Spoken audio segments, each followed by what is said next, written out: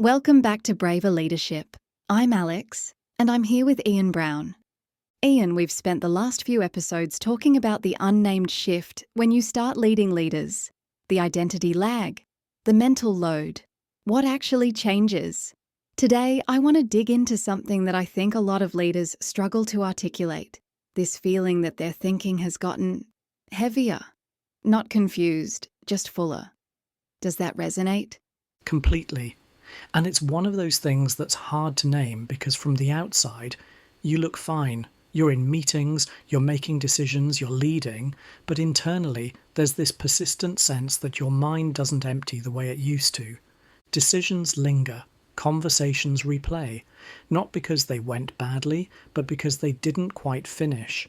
And at some point, most leaders quietly ask themselves, am I overthinking this? And what's the answer? Most of the time? No. You're not overthinking. You're holding more than you used to, and it changes how thinking feels. Let's unpack that. What do you mean by holding more?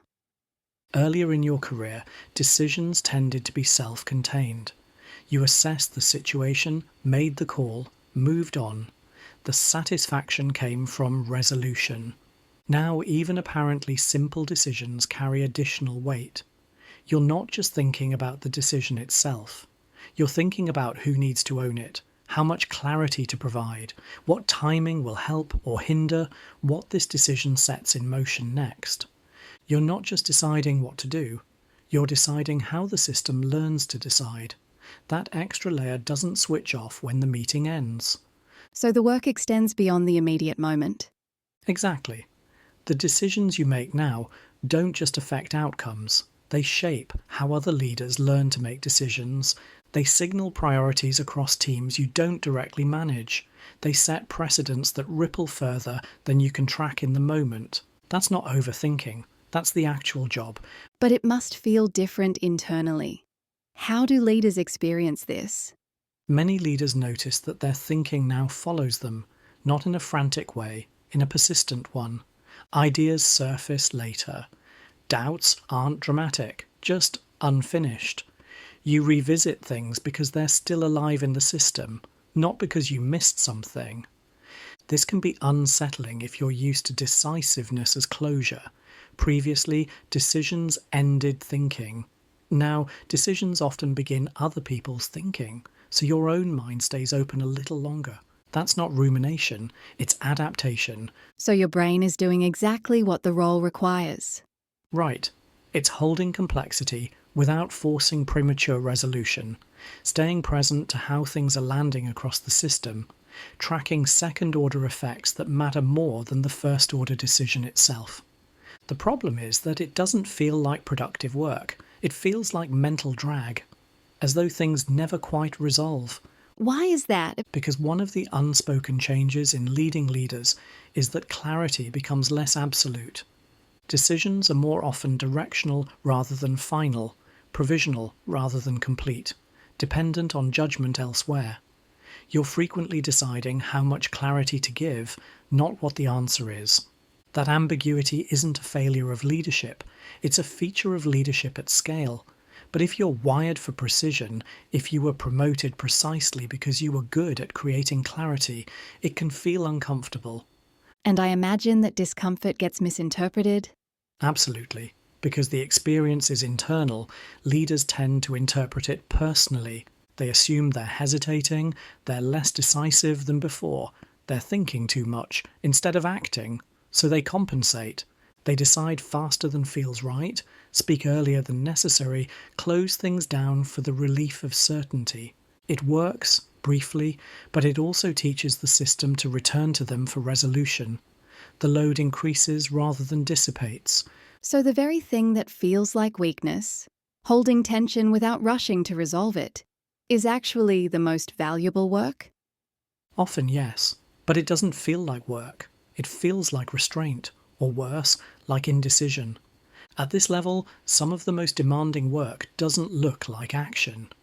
It looks like letting others wrestle longer, allowing ideas to mature without interference, carrying uncertainty without exporting it, resisting the urge to tidy things up too soon. From the outside, this can look like restraint. From the inside, it requires sustained attention and an incredible amount of discipline. But it is all in the pursuit of making the whole team stronger and, ultimately, less reliant on you, the leader. That in itself can be quite unsettling. Can you give me an example of what that looks like?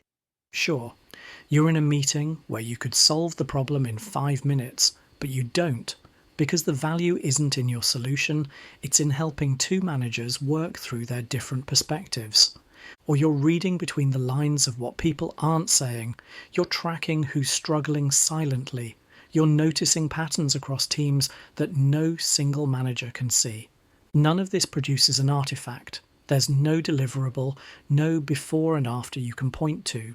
But it's leverage. It's the work that prevents larger problems from forming, that builds capacity in others, that allows the system to function without you at the centre of every decision. Which is why leaders can feel like they're doing less while feeling more mentally occupied than ever. Exactly. Maybe fairer to say producing less than doing less. Let's talk about clarity specifically. You said clarity hasn't disappeared, it's just changed its nature. What do you mean? When you were managing people who do the work, clarity was about accuracy. Get the decision right, communicate it clearly, execute well. Now clarity is about enabling others to develop their own judgment, which means you're often operating in the space between too much clarity, which creates dependency, and too little, which creates drift. You're no longer only asking, is this the right call? You're also asking, is this the right call for others to own? That second question adds time, adds thinking, adds weight. But it's also what allows leadership to exist beyond you. So it's precision work. You're calibrating constantly based on who you're talking to, what they're ready for, what the system can handle. Yes. And no wonder it takes longer. You're not being slow. You're being careful about something that matters more than the immediate decision. Ian, what about people who are listening to this and thinking, I'm not quite there yet, but I'm heading in that direction? Is this relevant to them? Absolutely. And I'd say this piece matters to them differently. Think of it as advance notice. Most leaders encounter this shift without warning. They step into the role expecting more of the same, only bigger. What actually changes is not the work, but the weight. Pressure no longer arrives neatly packaged. Thinking doesn't resolve cleanly. Clarity becomes something you manage, not something you simply deliver. So what should someone approaching this threshold notice now? 3 things. First, competence won't disappear, but it will stop being your primary lever. What makes you effective today will still matter, but it won't be sufficient on its own. Second, thinking will feel different, not more anxious, more consequential. Decisions will linger because they don't end with you anymore. Third, how you carry pressure will matter as much as what you decide. People will begin taking cues from you earlier than you expect, often before you realise it's happening. Is this something you can prepare for? Not in a practical sense, no. It's simply useful to know that when the role starts to feel heavier, without being harder, that's not a sign you're struggling. It's a sign you've crossed a threshold. So for someone already in this role, what's the relief? How do they stop fighting this? For many leaders, the relief comes when they realise, I'm not stuck, I'm not hesitant, I'm carrying more than I used to. That recognition doesn't reduce responsibility, but it removes unnecessary self-criticism. And that creates space for a different kind of steadiness to develop, one that doesn't depend on constant resolution. Once you can see what's actually happening, that you're holding complexity, the system isn't ready to settle, that your thinking is extending because the consequences extend, you stop fighting it. You stop interpreting normal mental load as personal weakness. Exactly. And paradoxically, that's when you start to get better at it. Not because the load reduces, but because you're no longer wasting energy wondering if something's wrong with you. So how does someone see this more clearly for themselves? If this experience feels familiar, it helps to see it reflected clearly.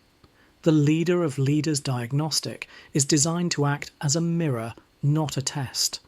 It doesn't measure confidence or decisiveness. It simply helps you see where mental load has increased and how pressure may be concentrating without your intention.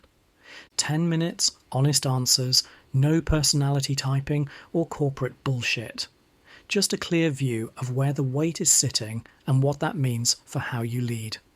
You can find it at braverleadership.com. Not to fix anything immediately? Right, just to understand what you're holding and why. Because at this level, thinking more doesn't mean you're lost. It usually means you're doing the work the role quietly requires. Ian, this has been really clarifying. Thanks for walking through this. Thanks, Alex. And thanks for listening, everyone. Next time, we'll start looking at what to do with all this. How to lead more deliberately when clarity takes longer and the work looks less like doing. Catch you next time on the Braver Leader podcast.